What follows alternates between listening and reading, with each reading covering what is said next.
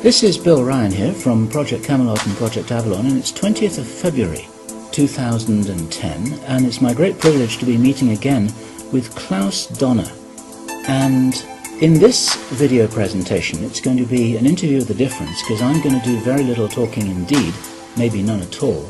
And Klaus is going to be doing an audio commentary on one of his extremely special, unusual and fascinating slideshows about the artifacts and the various phenomena that he has been researching, discovering, investigating personally all over the world, relating to what I think you could legitimately call the hidden history of the human race. Would you say that's a good summary, Klaus? That's a very good summary, yes. So I'm going to step back here, and what follows now, just kick back and enjoy this slide presentation, and Klaus is going to take you through his own journey. You can accompany him on his own journey through his own discoveries. And take it away, Klaus. What are we looking at here? I can see an array of pyramids. What's the significance? The significance is that you can find pyramids all over the world on each continent, and the question is when and who did build those pyramids, why many of those pyramids all over the world are looking very, very similar. Another question is, did there really exist a global civilization? And I think many of our researchers are really telling us that once upon a long time a global civilization existed. But how many thousands of years ago, we don't know. Most of the audience of Project Camelot may know about the story of one stone pyramid building found in 1984, 25 meters under the sea level in Japan on the island of Yonaguni, which is the southeast Japanese island belonging to the Ryukyu island group. And there is still a struggling of some international archaeologists who are saying that these monuments were done by nature. But my friend Professor Masaaki Kimura did several years since then researches not only on this monument, but also he found several others close by. On the right side down you have a model, and one thing nature is definitely not doing on top of two platforms of this monument. There is one huge stone turtle and one huge stone bird like an eagle.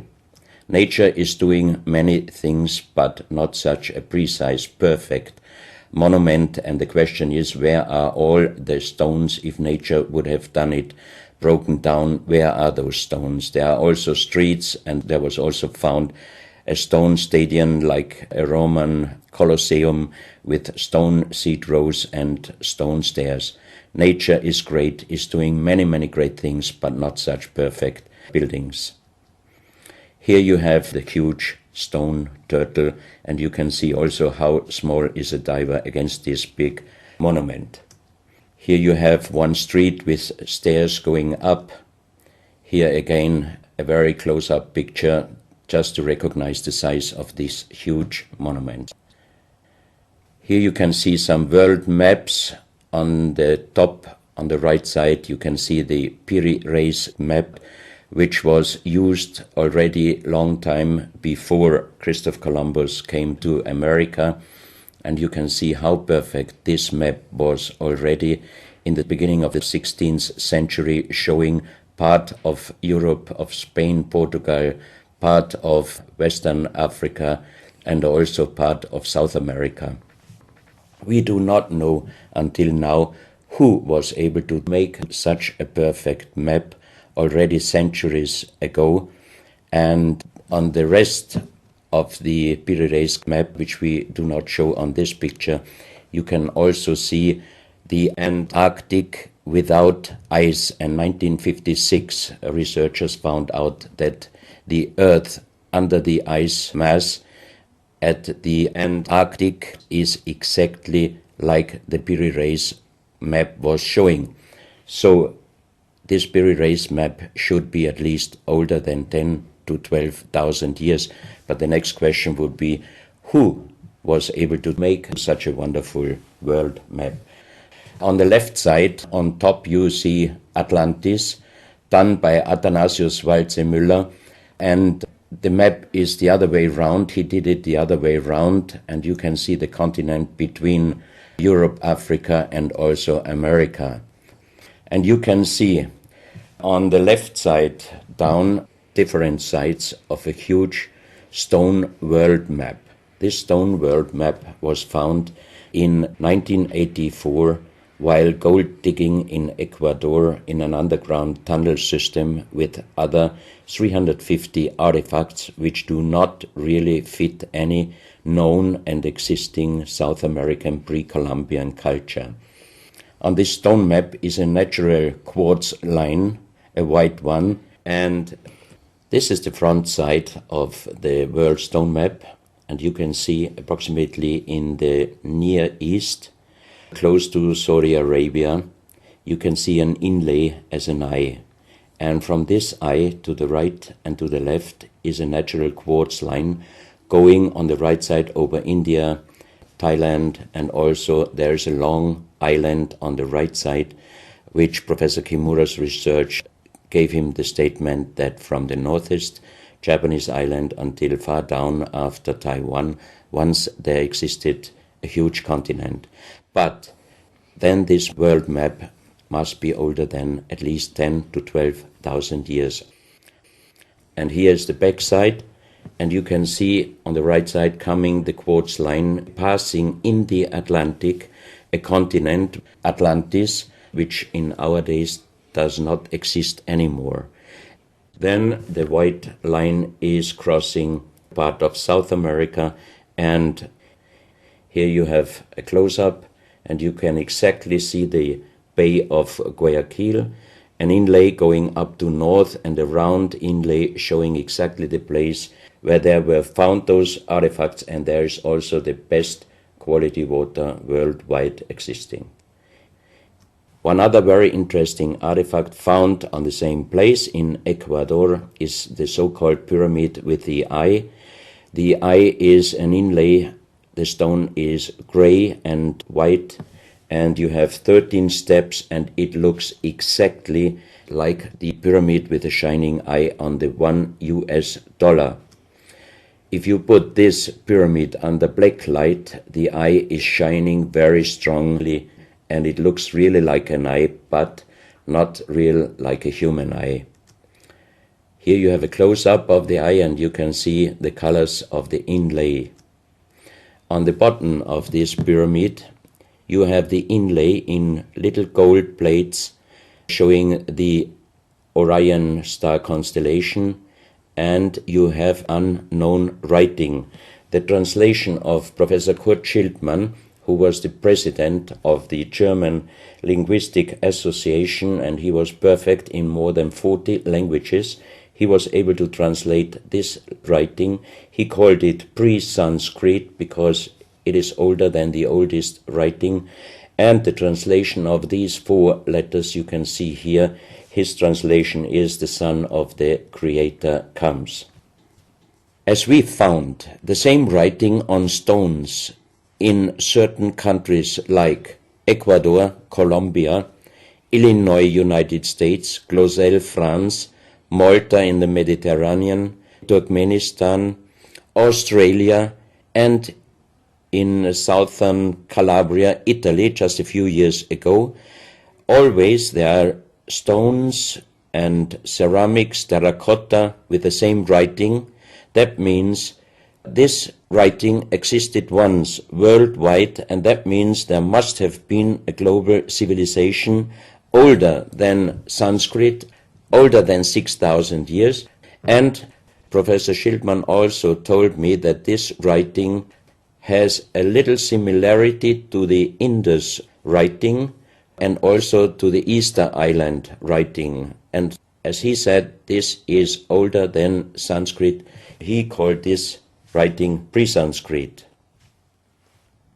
On this stone, you can see on the top the 2 eyes, and then you see the right hand holding the pyramid and putting the left hand on top of the pyramid. That means showing how to use this pyramid with the eye.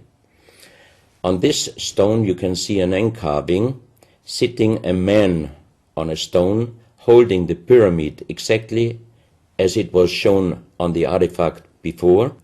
From his eyes are going rays out, and on the right side you see two bowed persons.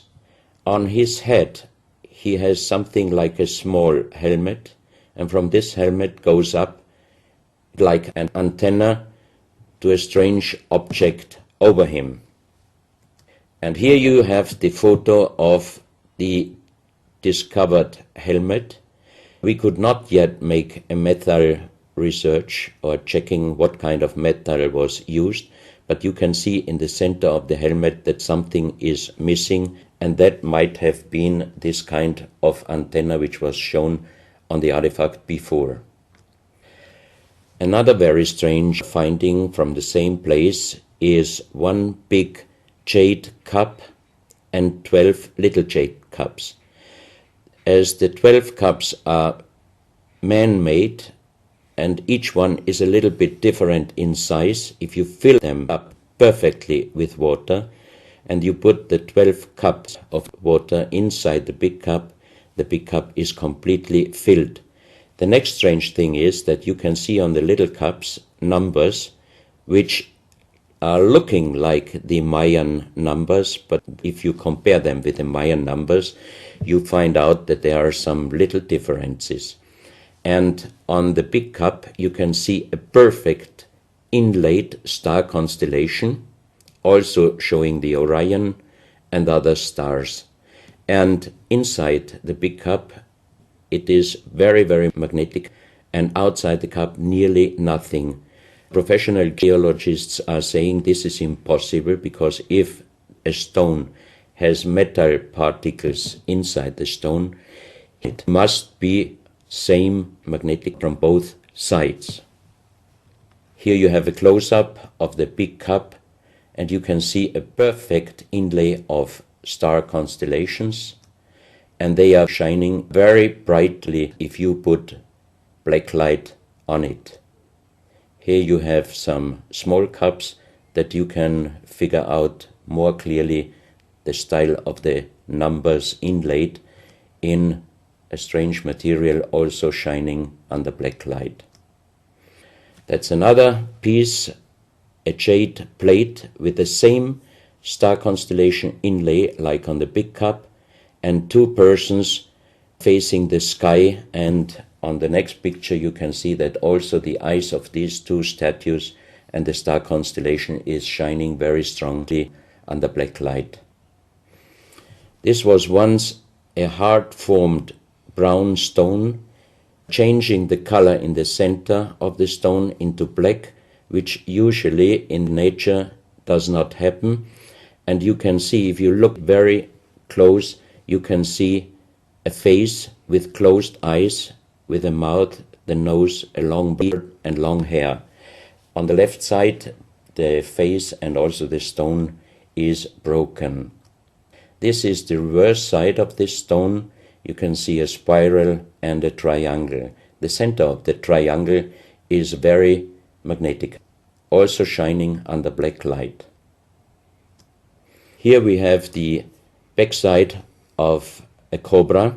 The cobra never existed in South America, but this one was found at the same place. On this side of the cobra head you have 33 lines, inlines. So 33 is also a very mystical number since long time.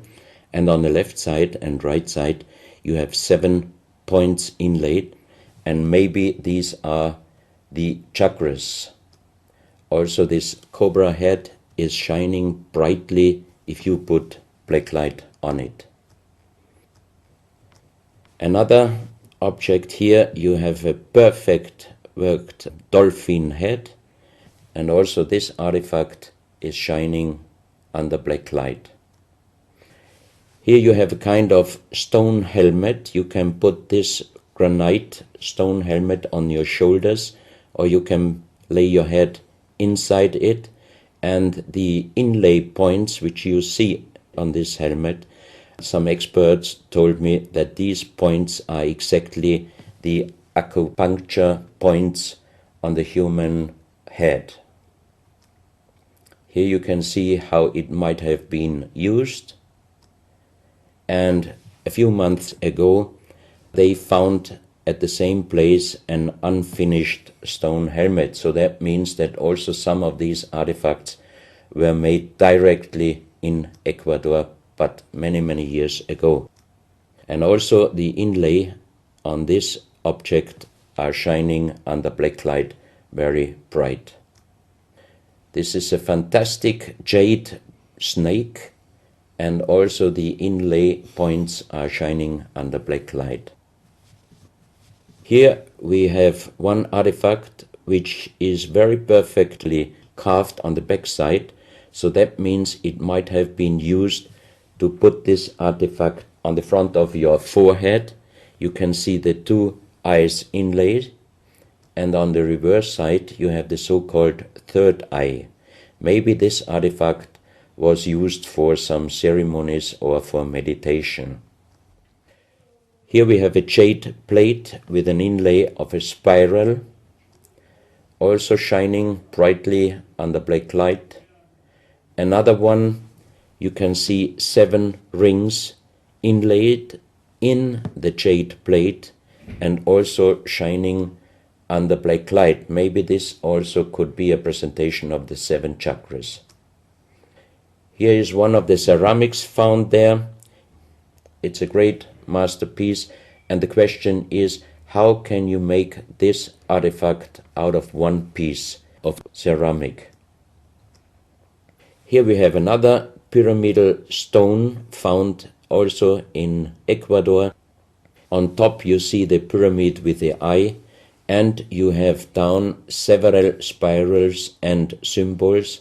Some of them are very similar to the churchward Nakal plates, which he found 1880 in India, and the translation was talking about the sunken continent of Mu.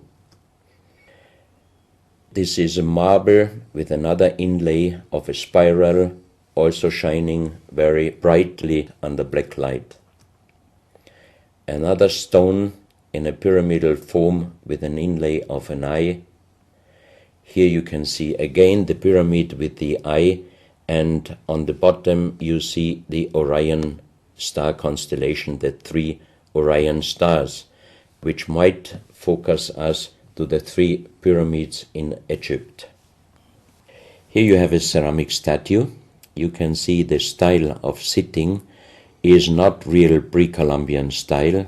It looks like the lotus seat from Asia.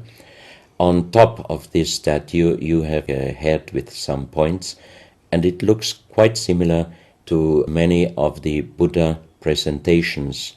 He holds a snake in his mouth. The snake is a very, very mystical and very often presented object.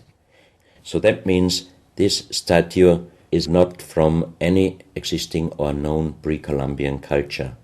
Even the next one, you can see that how this statue is sitting, it looks more the direction of Asia.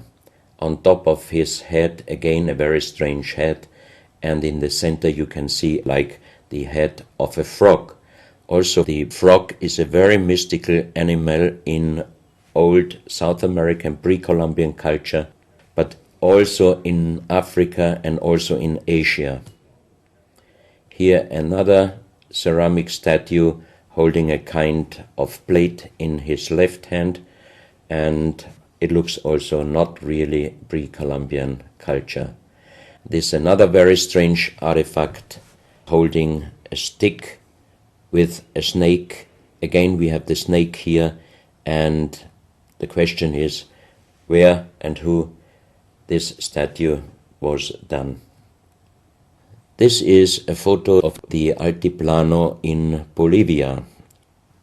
Archaeologists and researchers found out that at least before 4,000 years, there was happen a very big impact in Argentina, and the shock wave of this big impact destroyed many stone buildings in the Altiplano of Bolivia.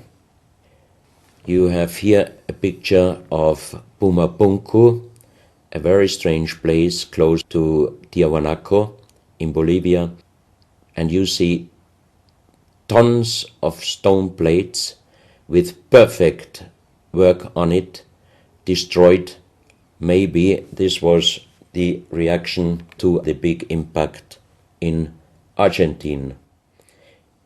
Here you have my friend Giancarlo Bonfanti, Italian researcher, in the center of the so-called Sun Gate in Tiahuanaco in Bolivia, and some researchers write that the figurines on top of this side of the Sun Gate are showing the Venus calendar.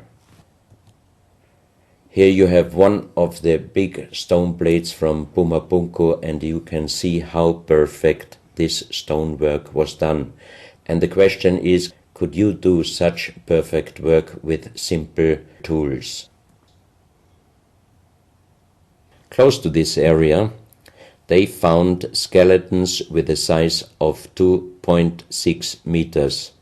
And the picture on the top shows you the skull of one of these skeletons, and it looks like it is deformed, but definitely these skulls are not deformed. They are natural style, like an egg.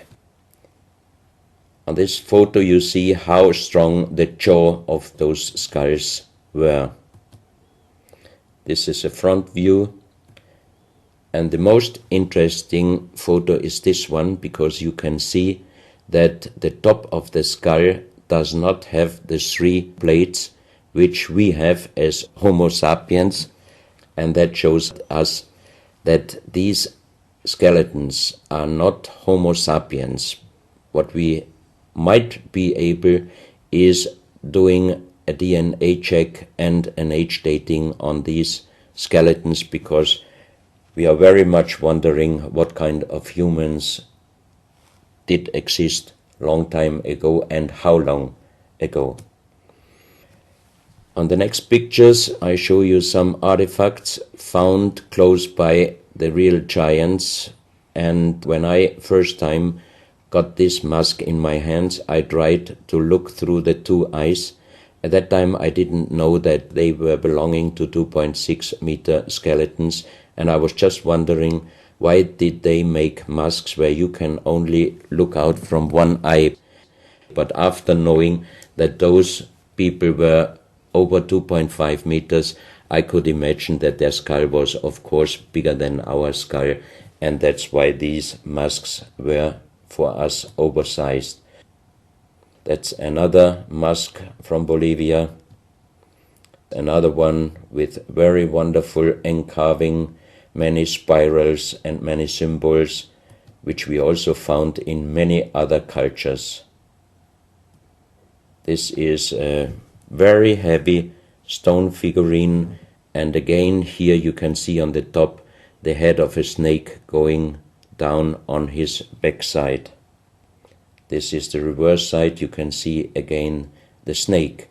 So that means the snake must have been a very, very important animal in the past of our history. Here you can see a stone flute.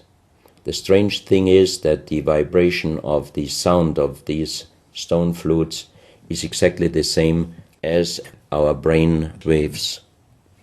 So that means maybe those flutes were used for meditation or for healing purposes. And each 2 holes are connected perfectly with each other. That means you can make perfect holes into this very, very hard stone, but how you connect with simple tools the 2 holes on the bottom, this would be even in our days a very difficult work to do. Because it's in the shape of a U and it curves around inside the stone. That's right. And with simple tools, you are definitely not able to do such a work. And even the holes are very precise. This is the form of a boat, and you have 3 flute pipes at the end. Here you can see how perfectly they were made. This is another flute, very small. You can use it only with very soft blowing, and the sound is like the sound of the dolphins. This is an artifact where we do not have any idea for what purpose it was used. Now we are in Colombia. On the next few photos, I show you very strange artifacts from Colombia in South America. The most famous industrial designer and architect in Colombia, Professor Jaime Gutierrez, is collecting strange artifacts from his country already since centuries. His most important piece is the so-called genetic disc. Here you can see a disc made out of lyddite, a very hard stone. It's nearly the same hardness as granite, but the structure of lyddite is like leaves, so it would be quite impossible to make the same disc in our days out of the same material. The diameter of this disc, we call it the genetic disc, is about 27 centimeters. And on this disc you have several things presented which usually you can only see with a microscope. For example, on the left side, around 11 o'clock, you can see one egg, human egg, without, and another with spermia. On the right side, at approximately 1 o'clock, you can see some spermias, and then you have several very strange presentations which we could not explain. But here on the left side you have a microscopic photo from the inside of a lady done by a Swedish photographer, and you can see that the egg without and with spermia looks exactly like the presentation on this genetic disc.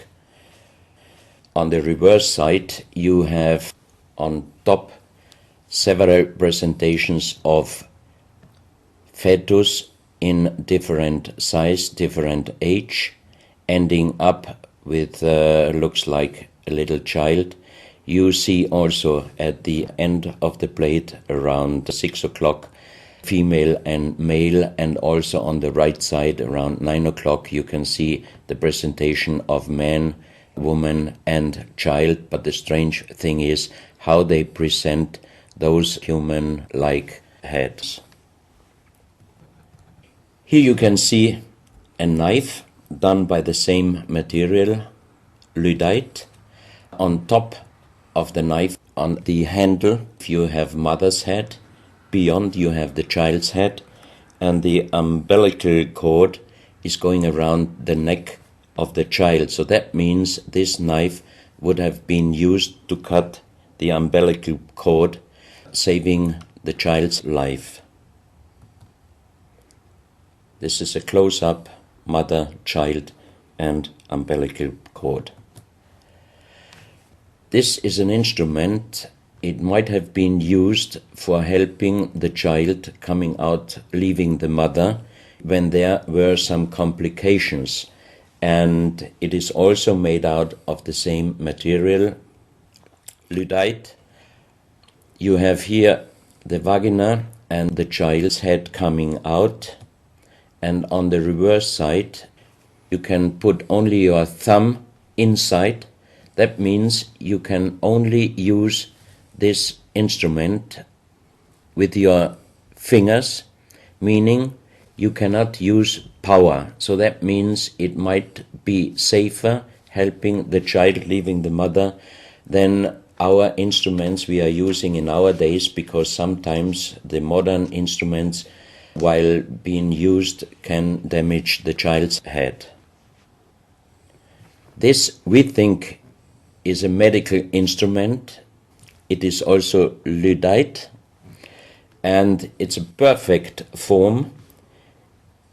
Another one, and these are other ones, they are very much smaller than shown on this photo. And when we did a material check in Vienna, the most expert worldwide checked those pieces. First of all, the material.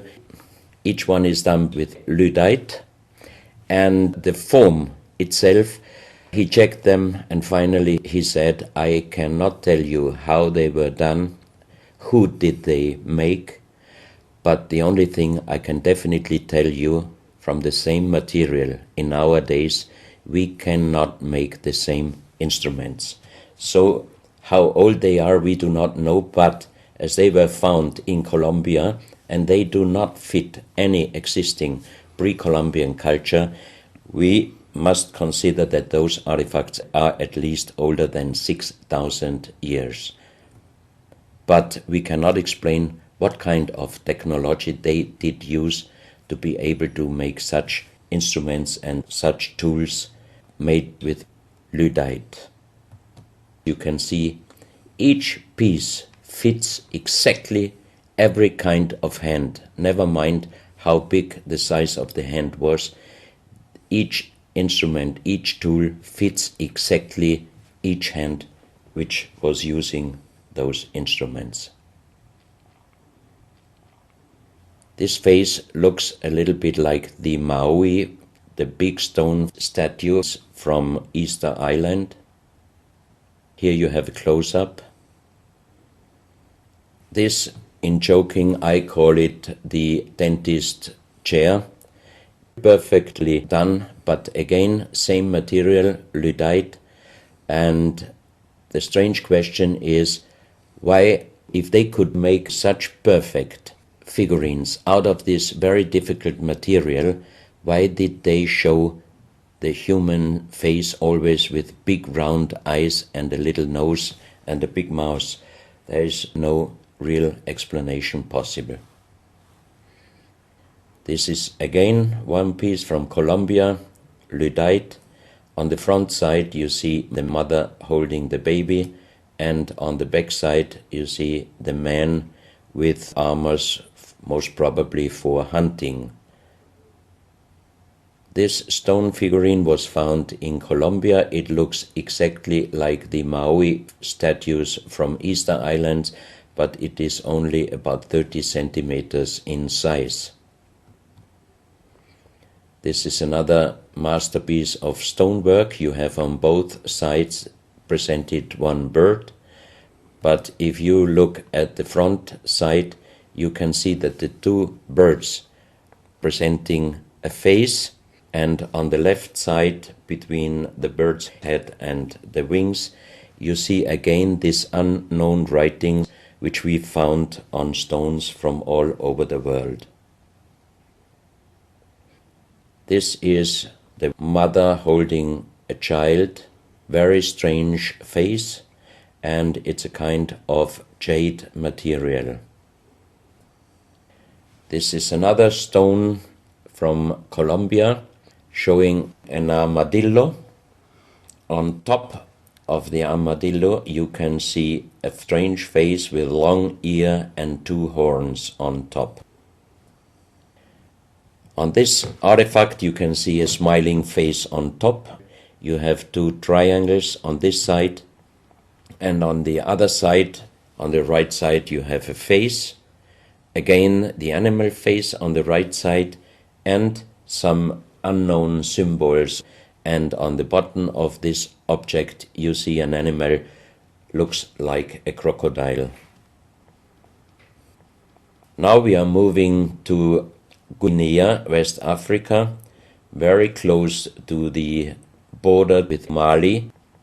They found on a huge granite mountain the half portrait of a lady done in granite stone, and the size of this statue from top of the head until the middle of the torso is exactly 150 meters.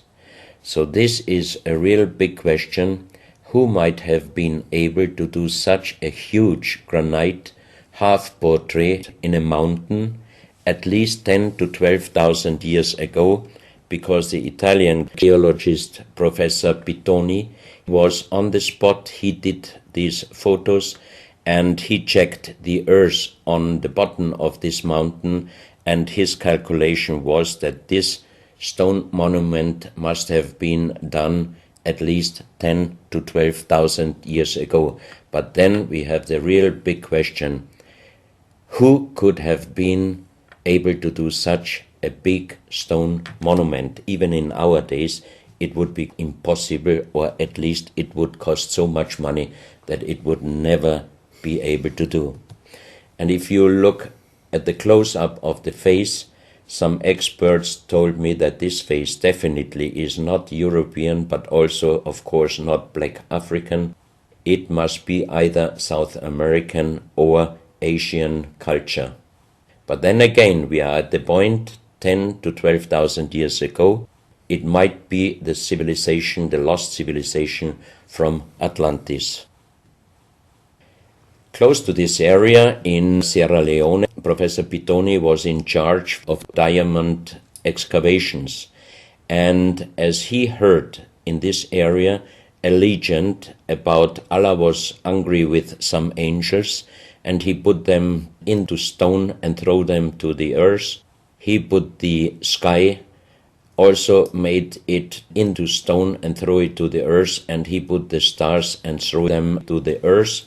The legend says that the sky you can see on this stone, they call them sky stones, sky blue stones found in this area under the earth. And we did research in Vienna. This is definitely artificial stone.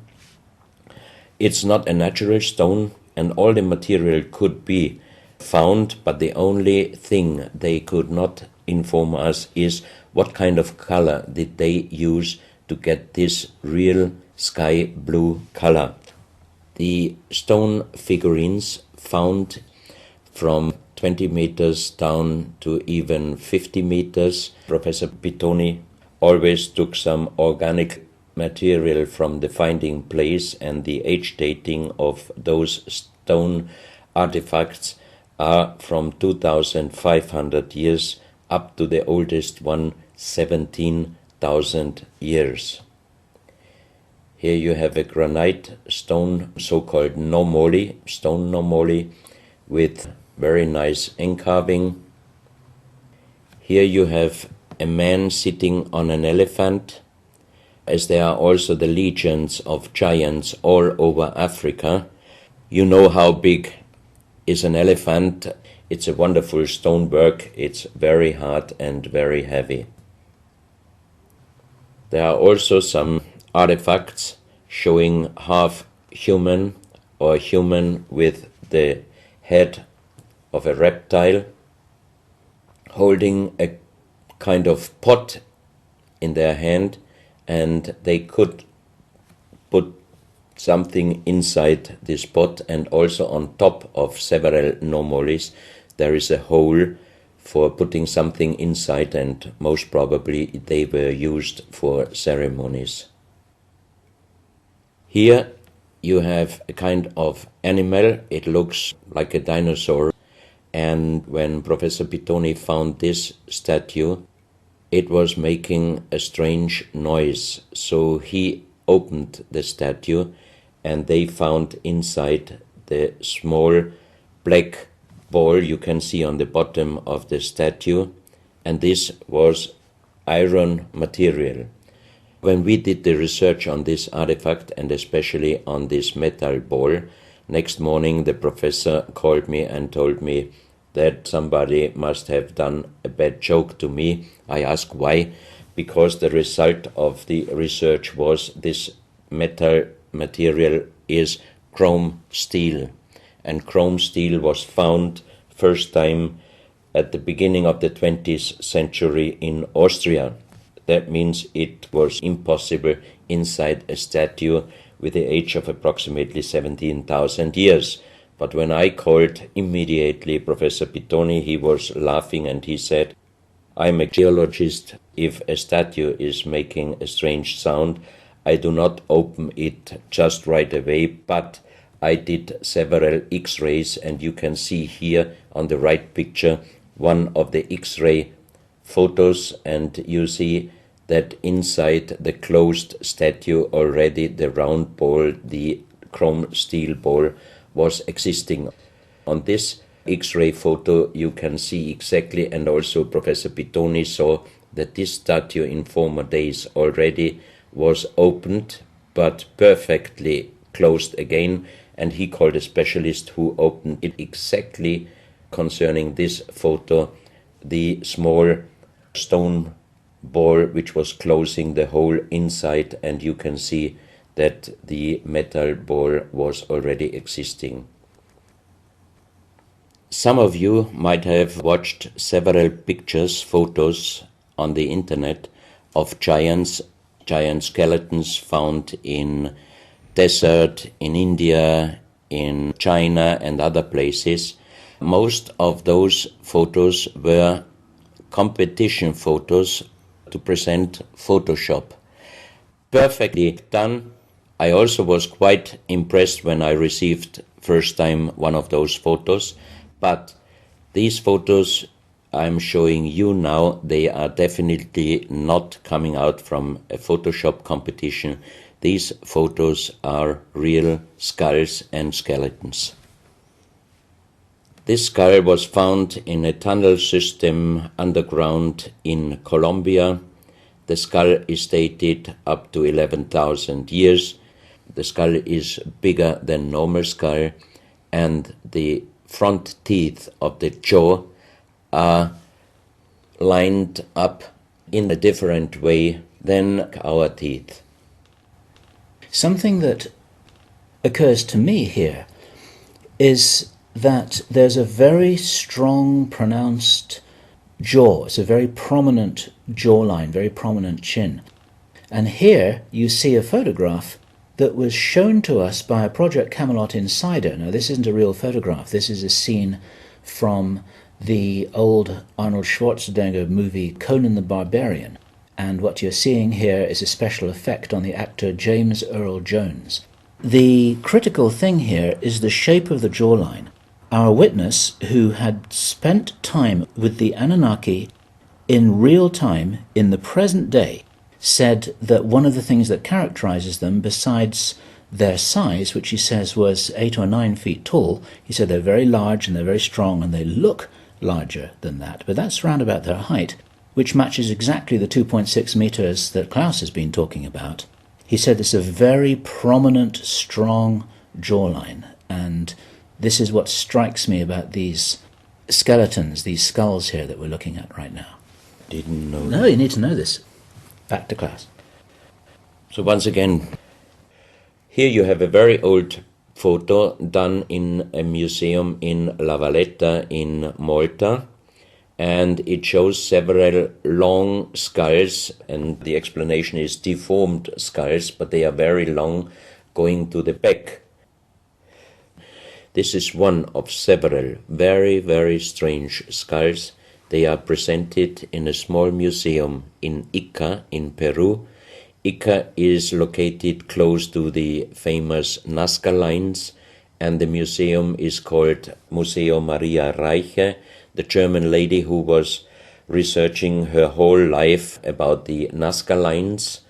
And in this museum you can see the most strange skulls I ever saw, all found in this area close to the Nazca lines. So the question is, what kind of humans were living there, and how did they get those skull forms?